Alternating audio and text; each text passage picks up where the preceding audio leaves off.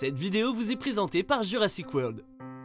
Plus j'y réfléchis et plus je me dis que c'est pas une super bonne idée de ramener à la vie des dinosaures. Salut, c'est Xavier et bienvenue sur Watch Mojo français. Aujourd'hui nous faisons le décompte du top 10 des passages les plus flippants de Jurassic World. Nous publions de nouvelles vidéos chaque jour, alors abonnez-vous et activez la petite cloche pour ne pas rater la prochaine. Pour ce classement, nous allons revenir sur les moments les plus intenses et effrayants des deux premiers Jurassic World. Du coup, ça veut dire que je ne vais pas du tout aborder la trilogie Jurassic Park. Ah, et aussi, si vous n'êtes pas à jour, faites gaffe aux spoilers. Numéro 10, l'ascenseur, Jurassic World Fallen Kingdom. Alors que l'Indoraptor donne à Kent Whitley ce qu'il mérite, Gunnar Eversole veut en profiter pour prendre la poudre d'escampette. L'odieux commissaire-priseur veut utiliser l'ascenseur, mais il bouscule une femme qui hurle à la mort, ce qui attire l'attention du dino. Alors qu'il charge à pleine vitesse, les portes de l'ascenseur se ferment juste à temps. On pense que les survivants sont safe, puis un coup de queue chanceux de l'Indoraptor fait caler le susnommé ascenseur. Eversole réalise en se retournant que c'est lui qui s'apprête à s'éteindre. Certes, c'est une scène hyper intense, mais les spectateurs sont plutôt ravis du sort réservé à Eversole. Numéro 9, la cavale en camion, Jurassic World. Dans une scène qui nous rappelle la course-poursuite de Jurassic Park, Claire et ses neveux doivent s'enfuir après qu'un raptor a pris d'assaut leur ambulance. Alors qu'un homme est réduit en pièces devant eux, Claire appuie sur le champignon et essaye de mettre de la distance avec les carnivores. Mais un autre raptor rôdait et s'engouffre par la vitre de sa portière, et là Claire passe pas loin de se faire croquer. Deux raptors sont alors à leur trousse et sont plutôt vénères, et le trio s'échappe grâce notamment à des bouteilles d'oxygène, des manœuvres précises et un bâton électrique. Bien réalisé et très rythmé, cette scène va à fond et ne ralentit jamais.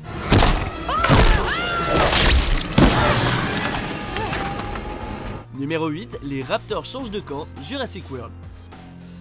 Malgré la réticence d'Owen au début, il semble que les vélociraptors soient en effet les seuls capables de traquer l'Indominus Rex. Et on peut difficilement faire plus badass qu'Owen qui roule en bécane à côté de la meute en chasse. Cependant, il ne va pas réussir à garder le contrôle des raptors bien longtemps, puisqu'il y a clairement quelque chose qui cloche dès l'instant où il repère l'Indominus. Le public comme nos héros ont un mauvais pressentiment en voyant les prédateurs communiquer entre eux, soit le moment où l'on comprend que l'Indominus est en partie raptor, et qu'il devient le nouvel alpha. Ça donne des frissons de voir les vélociraptors se retourner contre les humains, et la situation passe d'inquiétante à super dangereuse, fuyez pauvre fou. Numéro 7, la fuite en hélicoptère, Jurassic World Fallen Kingdom. Au début de Fallen Kingdom, des mercenaires tombent sur le squelette de l'Indominus, mais ne réalisent que trop tard que le mosasaure est toujours dans le coin. Sur Terre, les autres mercenaires ont leur propre galère, puisque le T-Rex a lui aussi survécu. L'un d'eux, qui manque cruellement d'instinct, ne se rend pas compte de sa présence avant que le dinosaure ne lui rugisse en pleine tronche.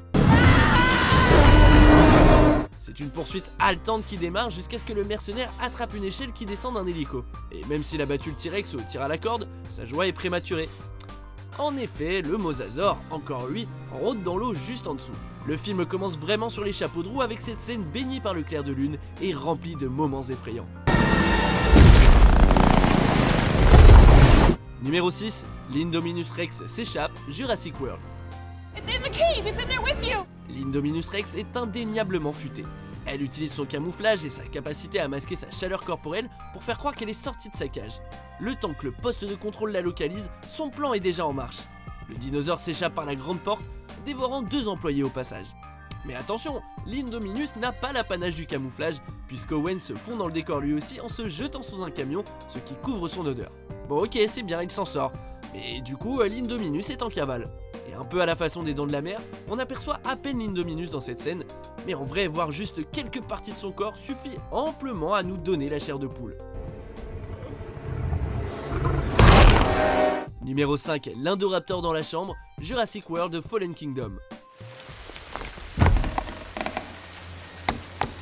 Le réalisateur Juan Antonio Bayona a commencé sa carrière avec l'orphelinat et on retrouve parfois les codes de l'horreur dans Fallen Kingdom, notamment dans la deuxième moitié de l'œuvre qui a des allures de film de maison hantée, sauf que là, les fantômes sont remplacés par des dinosaures.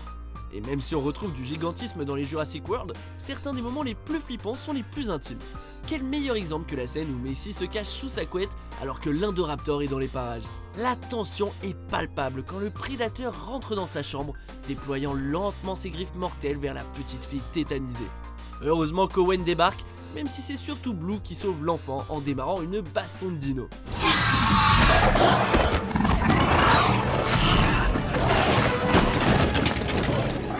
Numéro 4, l'Indominus Rex s'est camouflé, Jurassic World. Oui, créer un dinosaure conçu grâce à la génétique peut paraître comme une bonne idée pour attirer du monde. Mais alors chez Jurassic World, ils ont fait une énorme boulette en dotant l'Indominus d'une capacité de camouflage. Cette scène fait penser à Predator. L'Indominus utilise la verdure environnante à son avantage et les prédateurs deviennent les proies. De toute façon, l'unité spéciale était plus ou moins condamnée dès lors qu'elle a pénétré la zone sensible sans aucune arme létale. Après avoir ramassé une balise de localisation visiblement détachée de là où elle était, les squads remarquent des gouttes de sang qui tombent des arbres.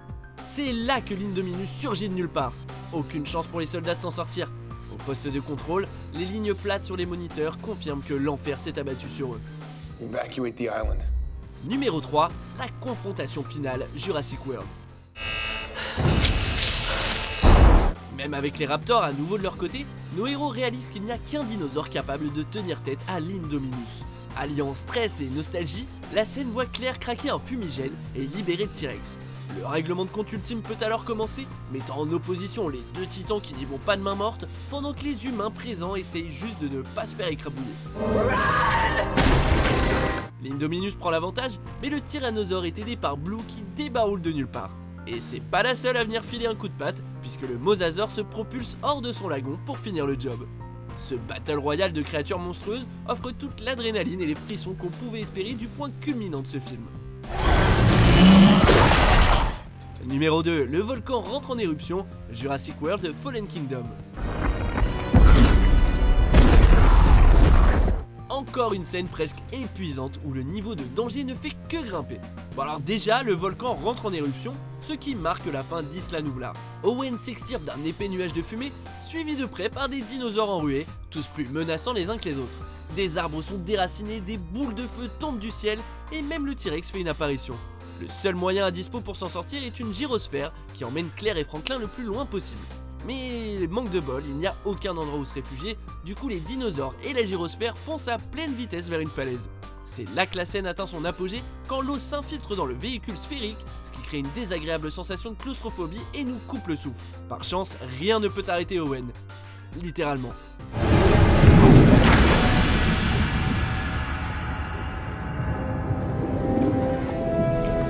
Numéro 1, la mort venue du ciel, Jurassic World.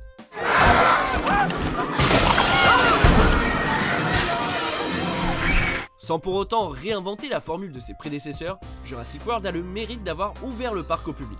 Ce qui devient un gros problème quand les ptéranodons s'échappent et becquent un nombre incalculable de touristes. La pauvre assistante de Claire, Zara, est victime des monstres ailés qui la font valdinguer comme une vulgaire poupée de chiffon jusqu'à ce que le mosasaure s'invite au buffet. Zach et Gray ont failli connaître une triste fin aussi quand un ptéranodon s'est craché à quelques centimètres d'eux. La foule qui essaye d'échapper à une nuée de créatures effrayantes rappelle les classiques de la Toho remplis de monstres, quoiqu'ici c'est avec un plus gros budget et à plus grande échelle. Est-ce que vous êtes fan de la franchise Jurassic ? La collection d'Universal Home Entertainment est entièrement disponible en Blu-ray, DVD et numérique. N'oubliez pas aussi de regarder ces autres super vidéos sur la saga Jurassic.